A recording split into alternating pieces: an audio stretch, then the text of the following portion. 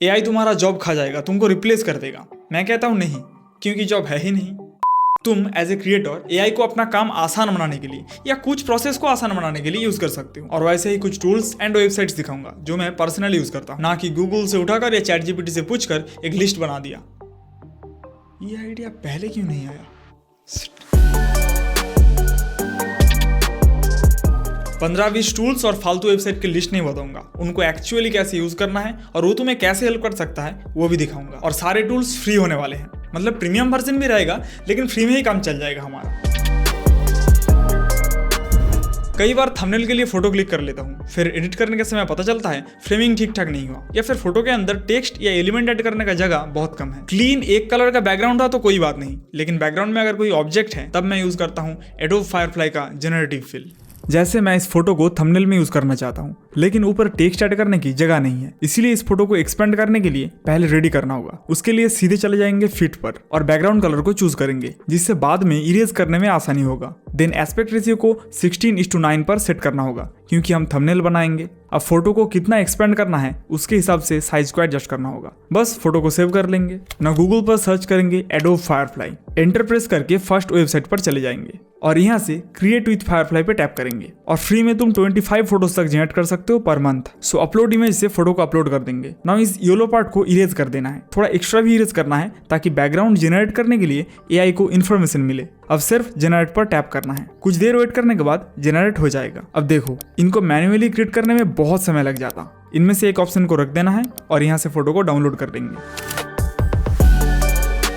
इसके अलावा कुछ फोटोज का बैकग्राउंड चेंज करना होता है, जो तुम मैन्युअली कर सकते हो, लेकिन जेनरेटिव फिल यूज करने का 2 रीजन है। एक तो ये बहुत अच्छे तरीके से लाइटिंग को मैच करके बैकग्राउंड जनरेट करेगा, और दूसरा आसान है। तो फोटो को अपलोड करने के बाद मैन्युअली इरेज करना, क्योंकि मैंने देखा है इस टूल को यूज करके 1 क्लिक में बैकग्राउंड रिमूव करने से बहुत ज्यादा इम्परफेक्शंस रह जाता है बैकग्राउंड्स में। अब तुम्हें यहाँ पर सीन को डिस्क्राइब करना है, तुम कैसा बैकग्राउंड चाहते हो। देन जनरेट पर क्लिक करने से ही काम बन जाएगा। देख सकते हो बहुत अच्छी तरीके से डेप्थ ऑफ फील्ड और लाइटिंग भी मैच हो चुका है। इसमें से एक को डाउनलोड कर लेना है बस। जेनरेटिव फिल को यूज करके और थोड़ा सा दिमाग लगाकर फोटो को बहुत ज्यादा एक्सपेंड करके तुम एक्सट्रीम जूम इफेक्ट क्रिएट कर सकते हो वीडियोस में। टॉकिंग हेड वीडियोस के बैकग्राउंड में वेरिएशंस ला सकते हो, कुछ एलिमेंट्स ऐड करके, या फिर पूरा का पूरा लोकेशन ही चेंज कर सकते हो। धरती को अपने मुट्ठी में करने के लिए या फिर कोई भी जगह को आसानी से एक्सप्लोर करने के लिए यूज कर सकते हो अर्थ स्टूडियो को। गूगल अर्थ स्टूडियो सर्च करके फर्स्ट वेबसाइट पर चले जाना है। देन ट्राई अर्थ स्टूडियो पर क्लिक करने से ही तुम्हें रिडायरेक्ट कर देगा। अब यहाँ पर कुछ डिटेल्स वगैरह देकर तुम्हें साइन अप करना होगा और अनफॉर्चुनेटली 2 से 3 दिन तक वेट भी करना होगा। देन तुम्हारे पास एक ईमेल आएगा, तब तुम फिर से इस वेबसाइट पर आकर अर्थ स्टूडियो को यूज कर पाओगे। यहाँ से तुम एक ब्लैंक प्रोजेक्ट क्रिएट कर सकते हो या क्विक स्टार्ट से कुछ प्रीसेट सिलेक्ट कर सकते हो, जैसे zoom in, orbit, point two point, लेकिन मुझे सबसे अच्छा लगता है फ्लाई टू एंड ऑर्बिट, ये वाला। तो इसको सिलेक्ट करके स्टार्ट करेंगे। यहाँ पर एक लोकेशन डालना होगा। इंडिया में ये चीज अच्छे से काम नहीं करता गवर्नमेंट के कुछ रूल्स की वजह से। इंडिया के जो बिल्डिंग्स है वो 3D रेंडर्ड नहीं है, इसीलिए मैं आईफिल टावर सर्च करूंगा और यहाँ से नेक्स्ट करूंगा। देख सकते हो कुछ ऐसा एनिमेशन बन जाएगा। अब इसको एडजस्ट करना होगा orbit radius, and altitude, target altitude, in sliders को यूज करके। फिर से नेक्स्ट करके एनिमेशन का ड्यूरेशन को सेट करेंगे। मैं 15 सेकेंड्स कर दूंगा। डन। अब डायरेक्ट टाइमलाइन में आ जाएगा, जहां पर तुम एनिमेशन को और अच्छे से कस्टमाइज कर सकते हो, की फ्रेम्स को स्मूथ कर सकते हो, डिस्टेंस को कम ज्यादा कर सकते हो, कैमरा को कंट्रोल कर सकते हो, मतलब फुल कंट्रोल रहेगा तुम्हारे पास। डिटेल में इन डेप्थ ट्यूटोरियल के लिए यूट्यूब पर सर्च कर लेना। मैं एंडिंग में थोड़ा सा जूम आउट करूंगा ताकि पूरा टावर अच्छे से दिखे। सब कुछ कंप्लीट करने के बाद रेंडर पर क्लिक करेंगे और वीडियो को सिलेक्ट करके 4K रेजोल्यूशन डाल देंगे। अब भूल जाओ, जब रेंडर हो जाएगा तब तुम्हारे पास एक ईमेल आ जाएगा। वहां से जाकर एक ईमेल आईडी सिलेक्ट करके कंटिन्यू पर क्लिक करने से रेंडर्ड फाइल डाउनलोड हो जाएगा।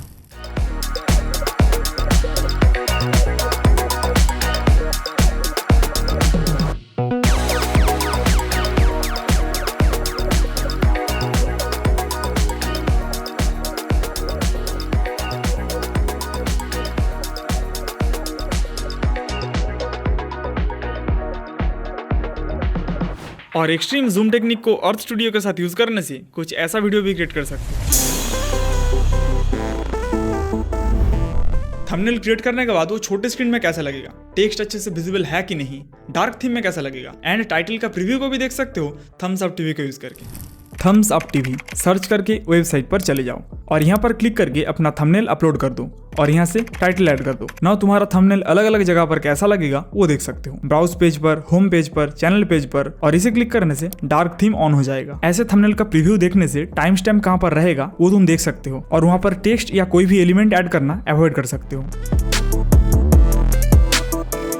क्रिएटिव शॉट्स के आइडियाज चाहिए या फिल्म मेकिंग प्रैक्टिस करना हो या अपने एडिटिंग स्किल को ही इंप्रूव करना हो, मैं हमेशा जाता हूँ iCandy.com पर। यहाँ पर बहुत तरह का इंटरेस्टिंग शॉट्स देखने को मिलेगा। कोई भी स्पेसिफिक इफेक्ट को सिलेक्ट करने से उसका वेरिएशंस भी तुम्हें दिखेगा उस टेक्निक के नाम के साथ। पहले तो उनको देखकर ही रिक्रिएट करने की कोशिश करता हूँ, नहीं हुआ तो उनका नाम यूट्यूब पर सर्च करके ट्यूटोरियल देखकर सीखने की कोशिश करता हूँ।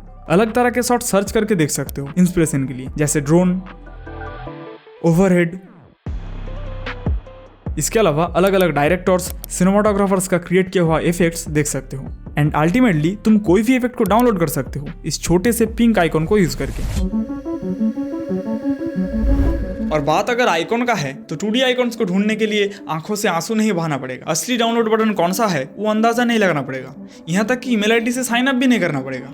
सर्च करना है UXWING, सीधे चले जाना है वेबसाइट पर। यहाँ पर बहुत सारे फ्लैट 2D आइकॉन्स देखने को मिलेगा जो कि मोशन ग्राफिक्स के लिए बहुत काम का है। सर्च बॉक्स से कोई भी पर्टिकुलर आइकॉन को सर्च भी कर सकते हो और सबसे अच्छी बात, इसको डाउनलोड करने के लिए जस्ट डाउनलोड PNG या SVG पर क्लिक करना है, बस डाउनलोड हो गया। कोई भी साइन अप, अकाउंट, कुछ जरूरत नहीं है। This is the best website for 2D icons. और 2D इमेज को ही ऐसे B-roll यूज करने के लिए उसको जितना इंटरेस्टिंग कर सको उतना ही बेहतर।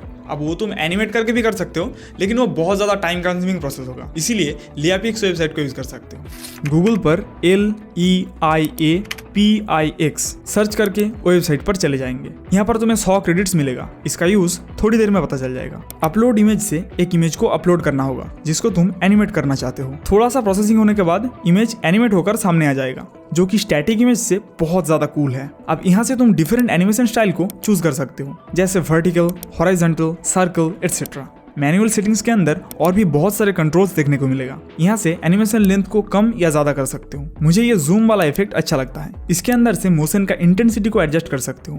ज्यादा बढ़ाने से फ्रेम बहुत ज्यादा डिस्टॉर्ट हो जाएगा, सो इंटेंसिटी को कम करेंगे और एक्सपोर्ट पर क्लिक करेंगे ना। उस एनिमेशन का तुम्हें कितने रिपीटेशन चाहिए वो तुम यहाँ से सिलेक्ट कर सकते हो। एक ही रहने देते हैं और नेक्स्ट पर क्लिक करेंगे। 4K पर एक्सपोर्ट करने के लिए 50 क्रेडिट्स चाहिए, लेकिन सबसे अच्छी बात 720p पर एक्सपोर्ट तुम अनलिमिटेड कर सकते हो, जो कि बहुत बढ़िया है। एक्सपोर्ट करने के बाद कोई भी वीडियो एनहांसर टूल से एनहांस कर लेना है बस। तो 720p सिलेक्ट करके सेव पर क्लिक करेंगे, डन।